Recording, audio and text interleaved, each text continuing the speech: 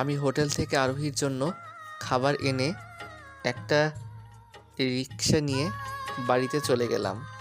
বাড়িতে গিয়ে দেখি মা আর বোন মন খারাপ করে বসে রয়েছে।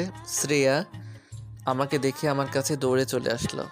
কিরে, মন খারাপ করে বসে রয়েছিস কেন? দেখ না ভাইয়া, আমি মাকে কখন থেকে ভাত দিতে বলেছি, কিন্তু মা আমাকে ভাত দিচ্ছে না, উল্টো আমাকে বকছে। মা, তুমি ওকে খেতে দিচ্ছ না কেন? শ্রেয়ারা, তুই রান্নাঘর থেকে ভাইয়ের জন্য পানি নিয়ে আয় তো। শ্রেয়া পানি আনার জন্য চলে গেল। কি হলো বল? কি খেতে দেবো? বাড়িতে তো একটাও চাল পর্যন্ত নেই।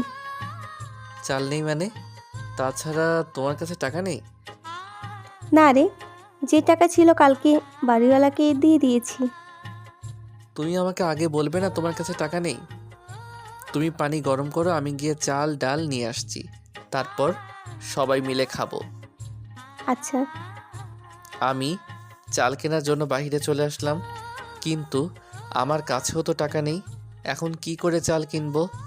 চাল না কিনলেও তো হবে না, না হলে যে আমার পিচিটা না খেয়ে কাটাতে হবে। কি করব ভাবতে ভাবতে যে কাকা রিক্সা ভাড়া দিয়েছিল তার কাছে গেলাম। তার কাছ থেকে কিছু টাকা ধার এনে চাল ডাল কিনে বাড়িতে গেলাম। কিন্তু বাড়িতে গিয়ে আমি অনেকটা অবাক হলাম, কারণ আরোহী এসেছে। আরোহী শ্রেয়ার সাথে খেলা করছে। আমি মাকে ডাক দিলাম, মা, সব কিছু নিয়ে এসেছি। ঠিক আছে, দে আমাকে, আমি রান্না করছি, তুই ফ্রেশ হয়ে আয়। আচ্ছা। আমি ফ্রেশ হয়ে এসে শ্রেয়ার পাশে বসলাম। ভাইয়া, তুমি আগে কেন বললে না যে ভাবি আসবে? আমি তোমাকে সারপ্রাইজ দিতে চেয়েছিলাম, তাই তোমার ভাইকে বলতে না বলছিলাম। ভাবি, তুমি না অনেক ভালো। বাহ, ভাবিকে পেয়ে আমাকে তো ভুলেই গেলি। ভাইয়া, তুমিও না আমার মতন শুধু শুধু রাগ করো। রাগ করবো না তো কি করব? আমি আসার পরে তো তুই আমার সাথে ঠিকমতো কথাও বলিস নাই। তোমার সাথে কিভাবে কথা বলবো? তুমি এসেই তো আমার বাজারে চলে গেলে। তখনই মা শ্রেয়াকে ডাক দিল। শ্রেয়া মার কাছে চলে গেল। ম্যাডাম, হঠাৎ করে এই চাকরের বাড়িতে আসলেন যে? তোকে এতবার ফোন দেওয়ার পরেও তুই যখন আমার ফোন ধরছিলি না, তাই দেখতে আসলাম আমার বিরুদ্ধে কোনো ষড়যন্ত্র করছিস নাকি। না ম্যাডাম, আমি চাকর মানুষ, আপনার বিরুদ্ধে ষড়যন্ত্র করে কি পাবো? তাছাড়া আপনার বিরুদ্ধে ষড়যন্ত্র করলে আমারই ক্ষতি হবে। এই কথাটা সব সময় মনে রাখিস, তাহলেই তোর জন্য ভালো হবে। ম্যাডাম, আপনাকে একটা অনুরোধ করার ছিল। কি? দয়া করে মা আর বোনের সামনে আমার সাথে চাকরের মতো ব্যবহার করিয়েন না, না হলে ওরা অনেক কষ্ট পাবে। আচ্ছা। তারপর মার রান্না হওয়ার পর আমি আর আরোহী বাড়িতে চলে আসলাম। রাতে আরোহী যখন খেতে বসলো, তখন আমি আরোহীকে বললাম, ম্যাডাম, কিছু যদি মনে না করেন তাহলে একটা কথা বলি। কি? প্রতিদিন দুপুর থেকে সন্ধ্যা পর্যন্ত কি আমাকে ছুটি দিতে পারবেন? কেন? আমি একটা কাজ ঠিক করেছি, সেইটা করব। না হলে আমার মা আর বোন না খেয়ে মরে যাবে। তুই চলে গেলে আমার কাজগুলো কি তোর বাপ এসে করে দেবে? না ম্যাডাম, আপনার কাজগুলো করেই আমি যাব। ছুটি দিতে পারি যদি আমি ফোন করার পর 30 মিনিটের মধ্যে বাড়িতে আবার চলে আসতে পারোস, তাহলেই ছুটি দিব। আচ্ছা, আসবো। ঠিক আছে, তাহলে যেতে পারিস। ধন্যবাদ ম্যাডাম। তারপর থেকে প্রতিদিন আমি দুপুরে আরোহীকে বাড়িতে নামিয়ে আরোহীর খাবার দিয়ে আমি সেই কাকার কাছে চলে যেতাম। সেখান থেকে রিক্সা নিয়ে সন্ধ্যা পর্যন্ত রিক্সা চালাতাম। এইভাবেই 1 মাস চলে গেল। সন্ধ্যায় যখন আমি বাড়িতে এসে যা দেখলাম, তখন অনেকটা অবাক হয়ে গেলাম। আমি বাড়িতে আসতেই দেখি ঘরের মধ্যে আরোহীর মা বাবা, আমার মা আর শ্রেয়া বসে রয়েছে। তাদের পাশে আরোহী বসে বসে কান্না করছে।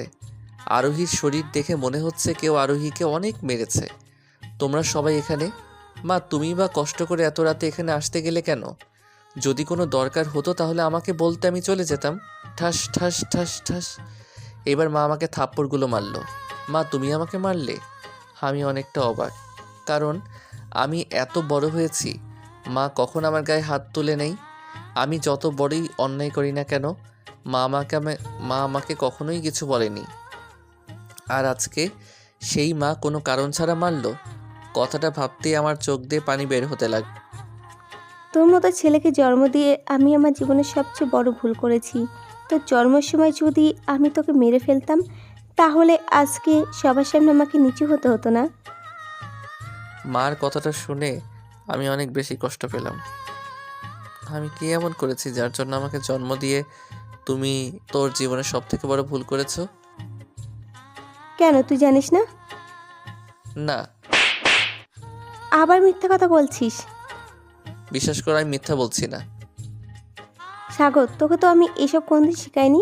আমি কষ্ট করে তোকে লেখাপড়া শিখিয়েছি, নিজের একবেলা না খেয়ে তোকে খাইয়েছি, আর তুই এমন কিছু করবি তা আমি কোনোদিনও ভাবতে পারিনি। মা কান্না করে দিয়েছে। সাগর, বাবা তোমার টাকা লাগবে সেটা তুমি আমাকে বলতে। আমার যা যা আছে সব কিছু তো তোমার আর আরোহীর। তোমার যত টাকা লাগতো আমি তোমাকে দিতাম, কিন্তু তুমি টাকার জন্য শুধু শুধু আমার মেয়েকে মারলে কেন? আমি আপনার টাকা দিয়ে কি করব? আর আমি শুধু শুধু আরোহীকে মারবই বা কেন? দেখছো তুমি এখনো কেমন আমাদের সাথে মিথ্যা বলেই যাচ্ছে। আমি তোমাকে আগেই বলেছিলাম তুমি এই ছোট লোক ছেলের কাছে আমার মেয়েকে বিয়ে দিও না। ওই শুধু আমার মেয়েটাকে ভালোবাসার নাটকে ভুলিয়ে আমাদের টাকা পাওয়ার জন্য বিয়ে করেছে। মা, আপনি আমাকে ভুল বুঝছেন। আমি আরোহীকে টাকার জন্য বিয়ে করিনি। কত বড় সাহস এবার মিথ্যে বলে! বিয়ের আগে তুমি আরোহীর কাছ থেকে 10 লক্ষ টাকা নাওনি, আর এখন যখন তুমি আবার আরোহীর কাছ থেকে টাকা চাচ্ছে, আরোহী তোমাকে না করে দিয়েছে দেখে তুমি আরোহীকে মারোনি। আমি বিয়ের আগে আরোহীর কাছ থেকে টাকা এনেছি ঠিকই, কারণ জয়ের অ্যাক্সিডেন্টের জন্য টাকাগুলো লাগতো। কিন্তু এখন আমি আরোহীর কাছে টাকা চাইনি, আর আরোহীকে মারিও নি। তাছাড়া আপনারাই বলুন, আমি এখন টাকা এনে কি করব? কেন, তোমার মা আর বোনকে দেওয়ার জন্য। আরোহী এতদিন তোমাকে টাকা দিয়েছে, তাই তো তুমি ওদের খাওয়াতে পেরেছো, না হলে তো ওরা না খেয়ে মরতো। আর যখন আরোহী আর তোমাকে টাকা দিতে না করলো, তখন এই বলে দিয়ে তুমি আরোহীকে মারতে। আরোহীর মা যে বেলটা দেখালো, সেইটা বেলটা দিয়ে প্রায় প্রতিদিন আরোহী আমাকে মারে। আমার এই বাড়িতে আসার 15 দিন পর আরোহী হোটেলের খাবার খেতে না করে দেয়, আর বলে আমাকে আরোহীর জন্য রান্না করতে, যাতে আমি কাজ করতে করতে কম সময় পাই। তবুও আমি আরোহীর জন্য রান্না করতাম, কিন্তু অনেক সময় লবণ, মশলা এবং বিভিন্ন জিনিস কম হতো, তাই আরোহী আমাকে থাপ্পড় মারতো। কিন্তু এক সময় আমাকে মারতে মারতে আরোহীর হাত ব্যথা হয়ে যেত, তাই আরোহী এই বেলটা কিনে নিয়ে এসেছিল, আর এইটা দিয়েই আমাকে প্রায় মারতো।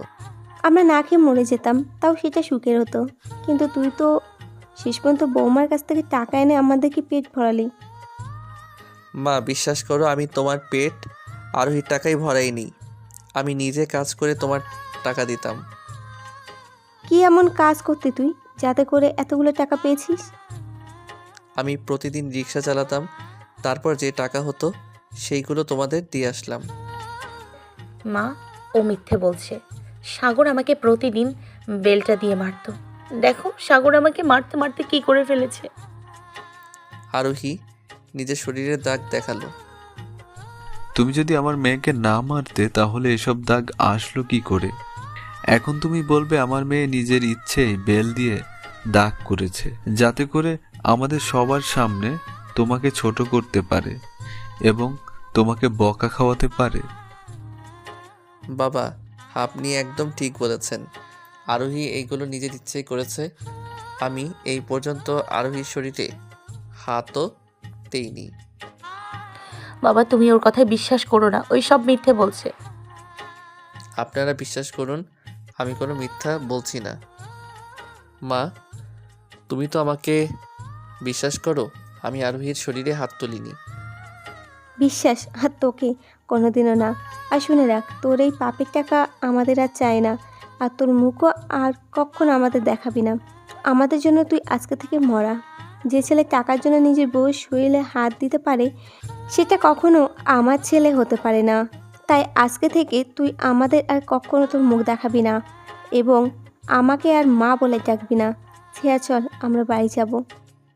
ভাইয়া বিশ্বাস করতে পারছি না, তুই আমার ভাই, তুই আমার এত ভালো ভাবির গায়ে হাত তুলেছিস। ছি। শ্রেয়া, তুই তো আমাকে বিশ্বাস কর, আমি এইসব কিছুই করিনি। শ্রেয়াও চলে গেল। আমি ফ্লোরে বসে পড়লাম। আরোহী আমাদের সাথে বাড়ি ফিরে চল। না মা, আমি যাব না। কেন? আর তুই থাকলে যদি ওই পরে আবার তোকে মারে? আমার মনে হয় না ওই আর এমন কিছু করবে। তাছাড়া তোমরা তো আমার সাথে আছোই।